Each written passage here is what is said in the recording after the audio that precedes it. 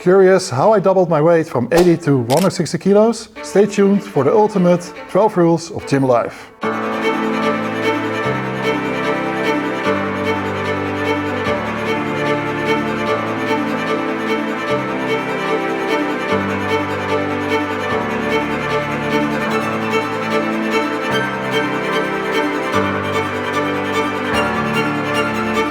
Hey guys, welcome to a new video of the Dutch Giant. In 2021 I gained a new title, tallest non-competitive bodybuilder of the world. As you can imagine, it was an insane journey of 15 years in the gym. Each year I had to figure out how to get a new growth stimulus, because I can tell you in advance, doing the same thing over and over won't work. In this video I will tell you the 12 most important things you need to know before you ever step into the gym. And I wish I knew those 15 years ago. Number 1, how long should you train in the gym?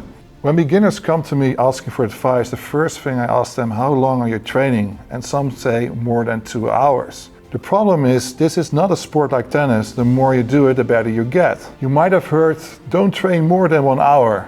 But there's a good reason for that. They just don't tell you why, and I will. In the gym we want to make micro tears into the muscle so your body can make them stronger. But there's a time limit in which you should do that, and it has to do with 3 things. As you can see in the graph behind me, your muscle building hormones, growth hormone and testosterone are going down severely at 60 minutes, while your cortisol, your stress hormone, which is breaking down your muscles, is going severely up. There's just a limit how much your body can take before you're breaking down too much. Stop before 60 minutes. Number 2, intensity. How hard should I go in every set? It's very simple, harder than last time. And there's one simple reason for that, micro tears. We want to create micro tears into the muscles. And the way to do this is by going to failure. Doing a set in the amount of reps that your already can do has absolutely no use. It will not change anything. And going to failure has one simple reason, creating micro tears into the muscle fibers. That will create a stimulus to grow. If it doesn't challenge you, it won't change you. That's why we need to do things that challenge us. Go to failure, don't do sets that you can already do. Training to failure is best explained with a tachometer.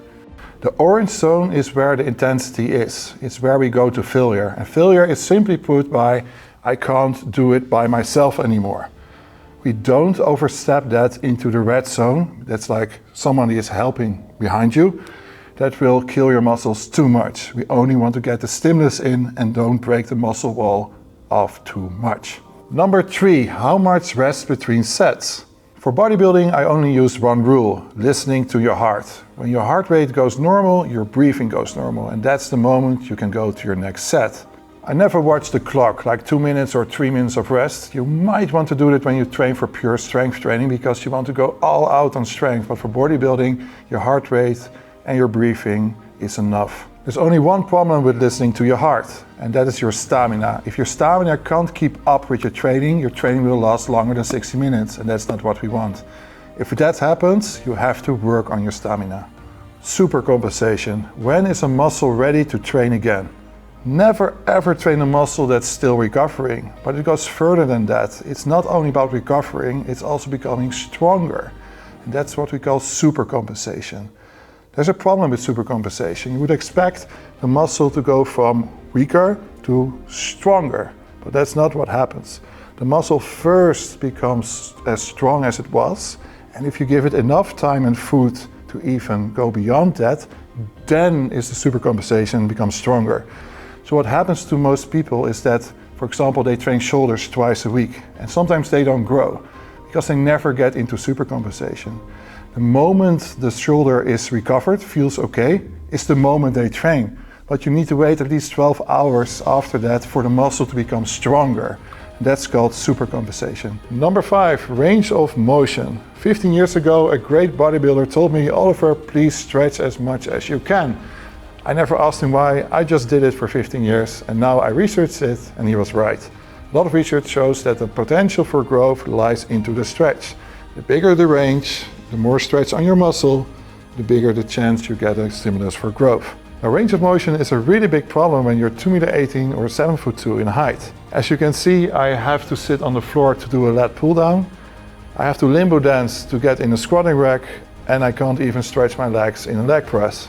That's why I'm super happy to announce that I'm gonna build the Dutch Giant gym with live fitness hammer strength. Let's take a look.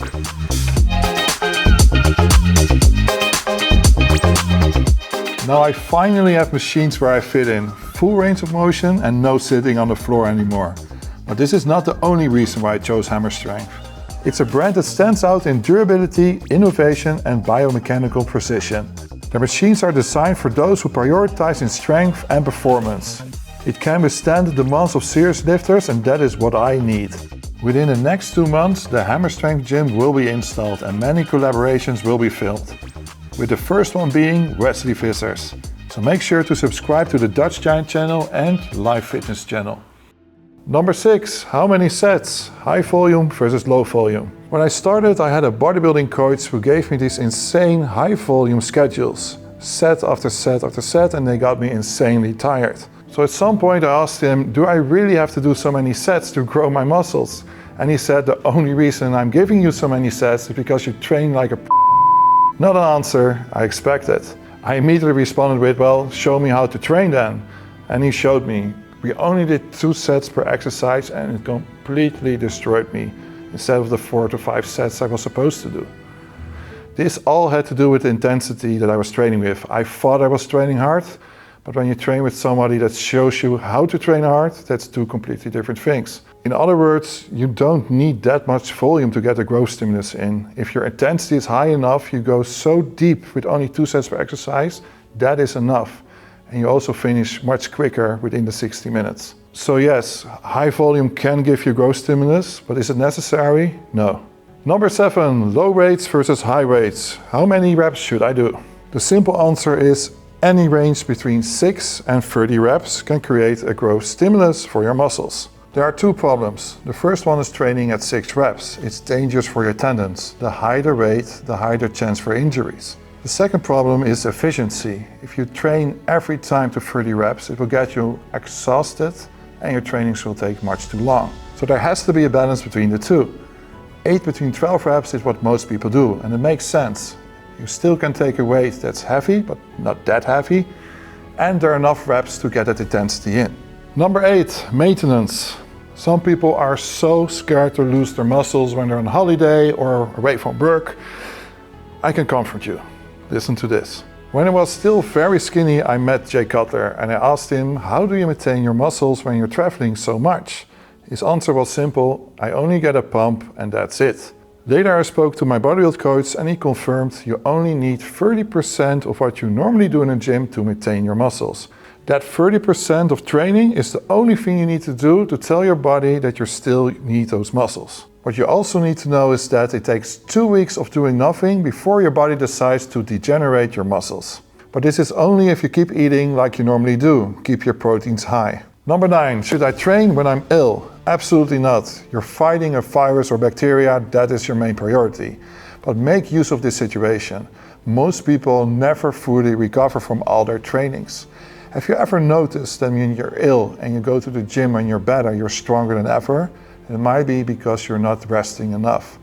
If you're ill, make sure you get your proteins in, you won't lose muscle within 2 weeks and you will get stronger out of it. Number 10 is the right execution. I really wish I had someone in the past that showed me every exercise because that would have saved me a lot of damage.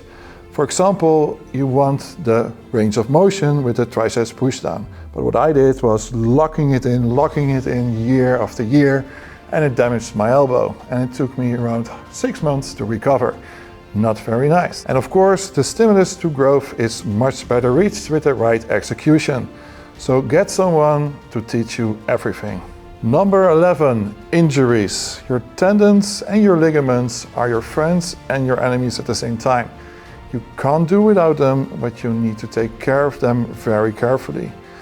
These are not well blood supplied, so if you have an injury, it can take many months to recover. So what should we do with them? Muscles can recover very quickly, tendons cannot. Every time you hire a weight, I want you to at least do them 4 trainings before you hire the weight again. Tendons and ligaments need around 4 trainings to adjust to them before they can handle another type of weight. Number 12, motivation. How many people have you seen quit within a year? This sport is not for everyone. For many, it's not the most fun sport to do, and it takes many years to see results. So you have to find a reason to do this. For me, the motivation was quite simple. I didn't want to be the skinny guy. I wanted to be the god of war. That gave me enough reason to get my ass 4 times a week to the gym. What is your motivation? Find it, else you will not get this journey done. That sums up the 12 rules of gym life. There are going to be a lot more videos about my transformation, food, training schedules, training methods. If you don't want to miss them, subscribe.